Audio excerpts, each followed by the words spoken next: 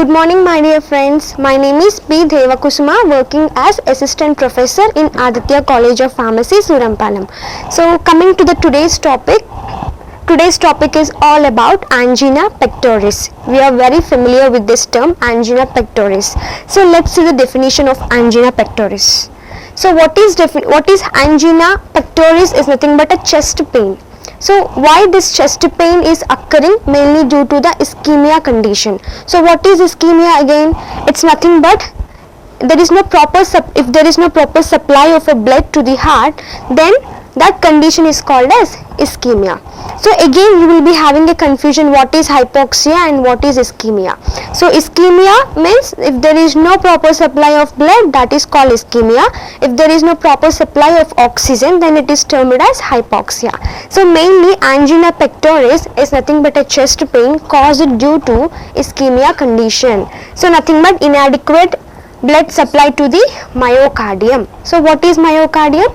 It's a cardiac muscle, right? Next, coming to the types of angina pectoris. Angina, there are 7 different types you are seeing in this slide. First one is stable angina, second one is unstable, third one is variant, nocturnal angina decubitus, intractable angina, post infraction angina. So stable angina as well as unstable angina, both are caused especially due to the inadequate supply of blood to the heart. So these two conditions may lead to heart stroke or heart failure also. So coming to the variant angina.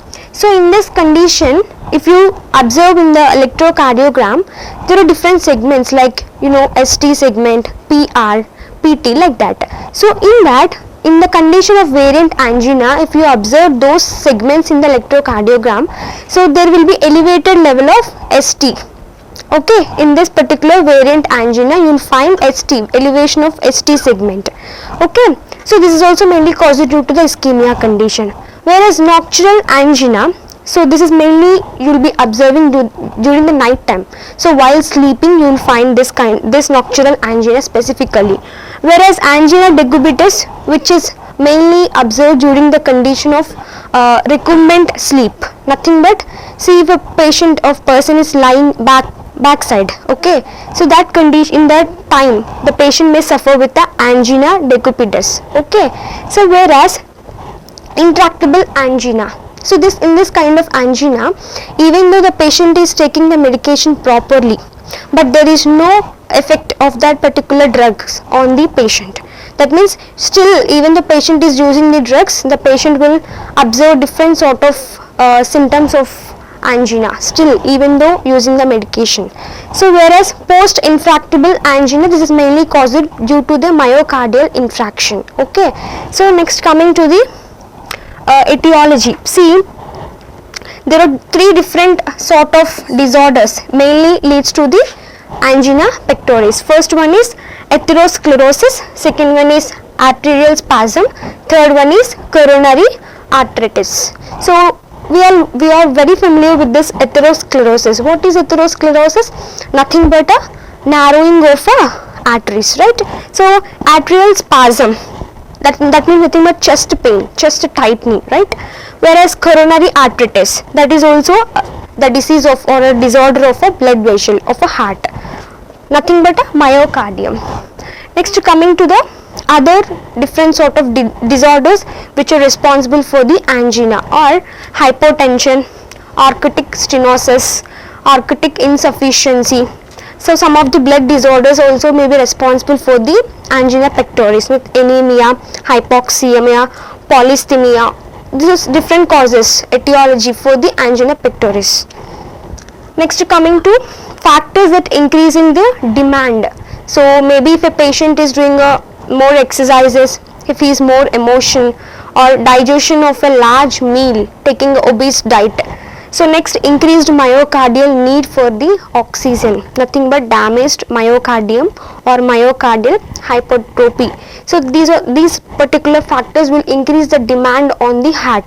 Okay. So next, some of the clinical features if you observe here. So chest pain, heaviness in the chest, tightness. See, some of aching, nothing but a pain. Okay, next fullness, that means heaviness, or burning of the chest, that's like a gastric pain. You'll be finding a gastric pain. Epigastrum and arm or forearm, you'll find this kind of gastric pain at the site of epigastrium as well as arm or forearm. Okay, next, some of the characteristics of angina pectori, if you find, first talking about the onset, they develop quickly or they develop slowly. You cannot expect. So in few patients it may occur very quickly, in some patient it may occur very slowly. So especially they'll start at left side of a sternum, as you all know where is sternum present, in the thoracic region. Okay, whereas radiation, coming to the radiation, first they'll start, that particular pain starts at left shoulder. Okay, and then upper and then travel towards the inner aspect of the left arm. That means that pain is starting at the left shoulder and then passing to the right shoulder, and then it is passing to the left arm and to the elbow. Next, towards the wrist as well as 4 and 5 fingers of a left hand especially, and radiate to the right shoulder too. Again to the neck, jaw, epigastric region. So in that way the pain will begin and pass to the other parts of our body. Next, coming to duration. So once if this particular angina started, the duration is about 5 minutes. Okay, hardly 5 minutes, that too less than, it's very rare, hardly 5 minutes, mostly it will be less than 5 minutes. Next, coming to the sensation, different type of senses the patient will feel, like squeezing, burning, whereas pressing, whereas choking, aching. Pain feels like a gastric pain, so he will confuse whether it is a gastric pain or else a chest pain. Okay, or else a heart pain, like heartburn. These are some of the sensations of a patient who is suffering with the angina pectoris. Next, coming to the severity. The severity is depend upon the stage at which the angina is present. So either it may be a mild or it may be a moderate or it may be a severe. Okay. Next, treatment. Coming to the treatment, commonly the patient will be given with a nitroglycerin. So once if it is given, automatically the particular problem will be subside. That's a very common drug. Next, coming to the diagnostic measures. See, diagnostic methods mainly include diagnosing of a history of a patient, whereas physical examination is done, ECG is taken, whereas laboratory studies like serial cardiac biomarkers using this particular hemoglobin test, everything will be carried out. And in the same way, serum chemistry, lipid profile like chest radiography, angiography, radiostop imaging, exercise testing, all these will be diagnosed. These are some of the diagnostic measures for angina pectori. Next, coming to the pharmacological managements, that means pharmacotherapy. So different category of drugs will be used for treating of angina pectoris. Like first one is opioid analgesics will be used, second one is antiplatelet agents, third one is beta adrenergic blocking agents, next vasodilators, next calcium channel blockers. So these are the 5 different category of drugs a patient will be given to treat the angina pectoris. Okay, first coming to the opioid analgesics.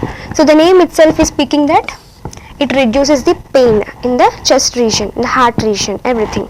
See here, opioid. So here the examples include especially heroin, morphine, codeine, like some of the examples which mainly involves in reducing of a pain during the angina pectoris. Okay, next one is antiplatelet agents. So in the condition of this angina pectoris, we already discussed that it is mainly caused due to ischemia condition. Ischemia means what? Insufficient blood flow to the heart, right?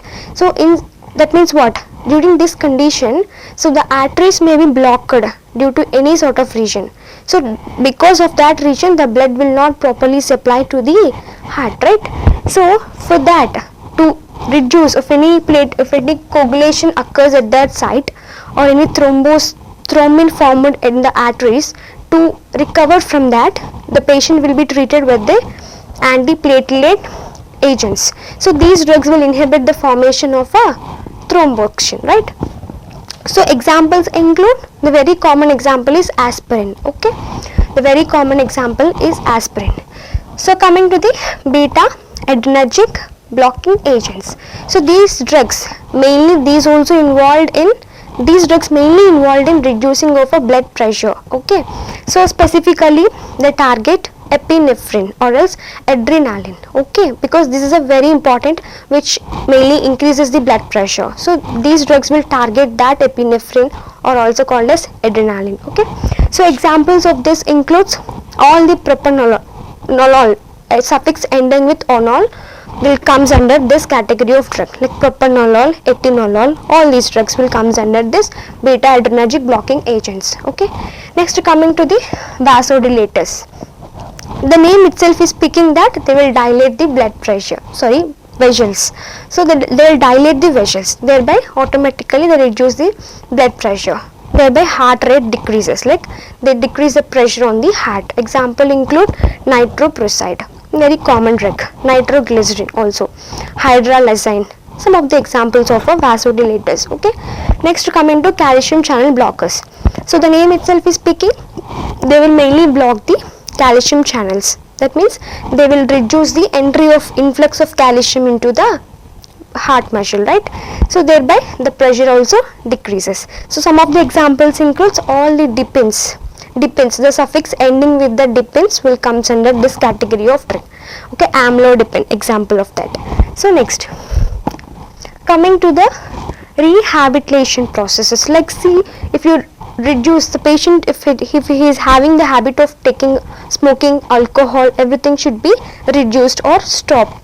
To reduce the angina pectoris, the patient should not take smoking or should not do alcohol. As well as the patient should be very careful with the diet. So he have to take the diet which is having low lipid quality.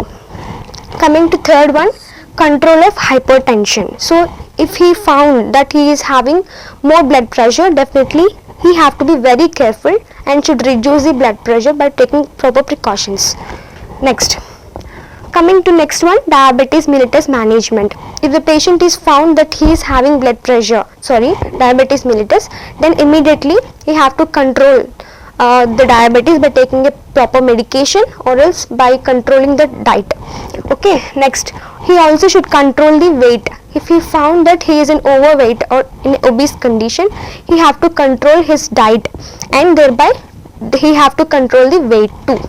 Next, proper nutritional diet should be taken and avoid the lipid diets.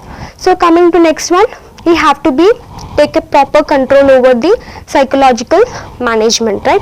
Next one, activity management, like proper physical activity have to be carried out, like exercising, regular exercising should be carried out. Okay, and also maintain the proper mental condition.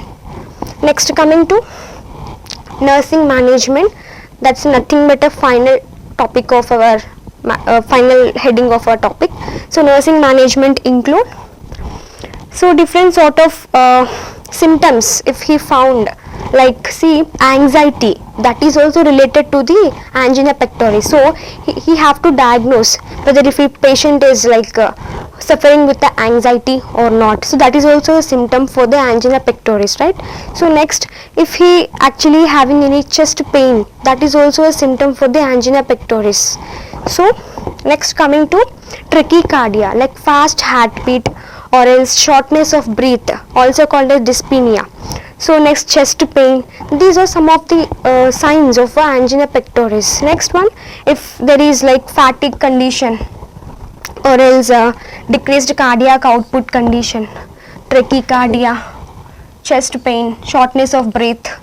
Next, all these are some of the diagnostic precautions, like if the patient is finding like these kind of situations are there in the patient, these are the symptoms of the angina pectoris. Those may leads to heart stroke or heart failure. So if the patient should be properly diagnosed, nursing management is very important to prevent for the further attack of angina pectoris.